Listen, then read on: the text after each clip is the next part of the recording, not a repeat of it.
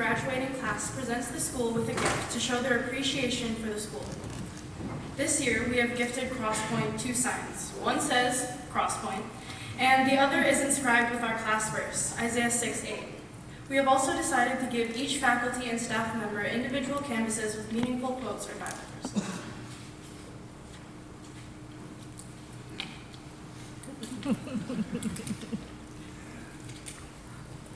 So, I'm not up here because I'm nice or funny or popular.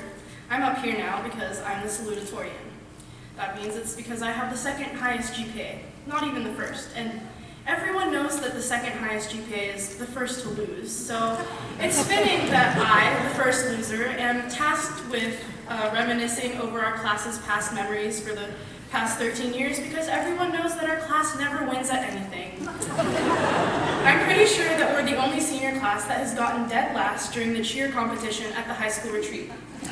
Even the juniors beat us, and there's like 6 of them. Despite our lack of school spirit, we all made it here today. Even Amanda, who racked up 41 tardies this year for the sake of getting her grande triple shot iced caramel macchiato with 1 hump of vanilla. She made it on time. As our resident class philosopher Nick would like to say, it worked itself out. I shouldn't be surprised that we made it this far. After all, we did pass freshman English, and if we could get through that, I'm sure that we can stare straight into the face of fear and make it out all right. Perhaps the bigger miracle would be if Jerry Chen can manage to stay awake for this entire ceremony. Our class is the second, again, we're never first, combined Gateway Crosspoint class to graduate.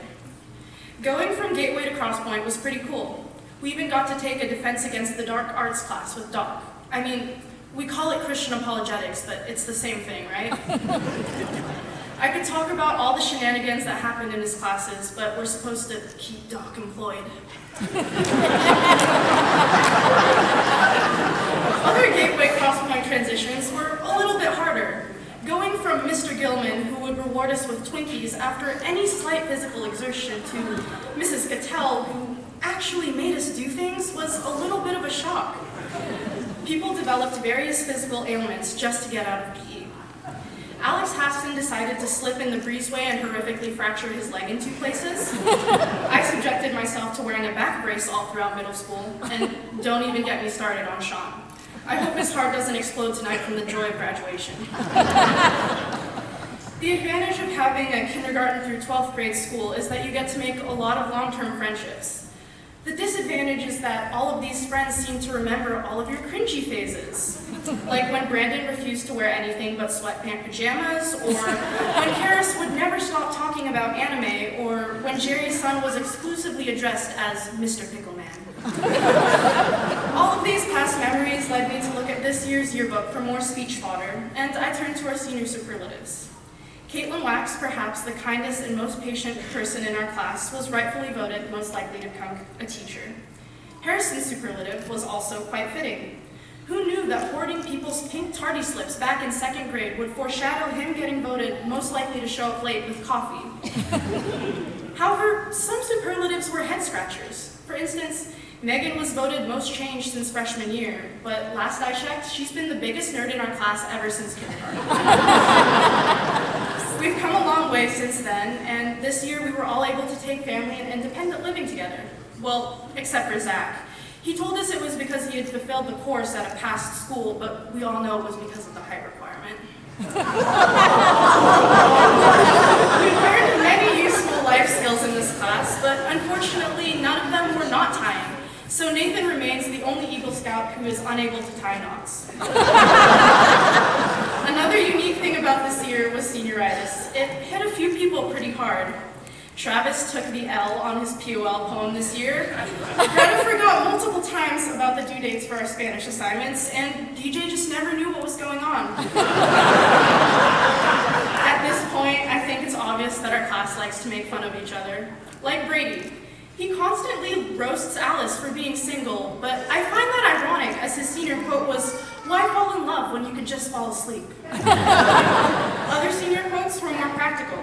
Caitlin Abrams said, "Yeah, I still go here," which was good because we probably would have forgotten without the reminder. And Hunter's quote, stay quiet and let people think you're an idiot than to open your mouth and prove it. We finally solved our question as to why he never talks.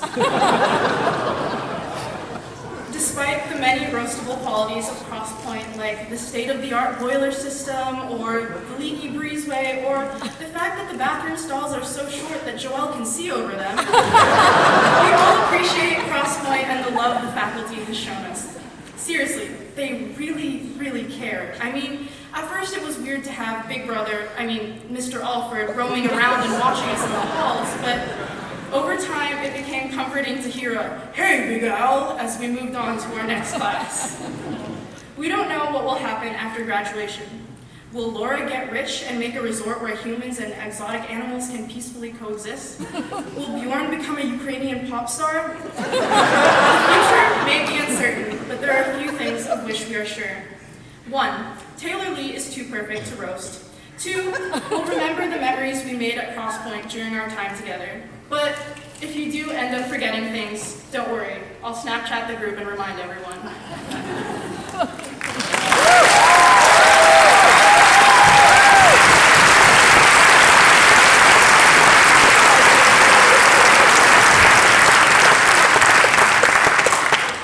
So it turns out being the biggest nerd paid off because I get to stand up here today as the valedictorian of the class of 2019.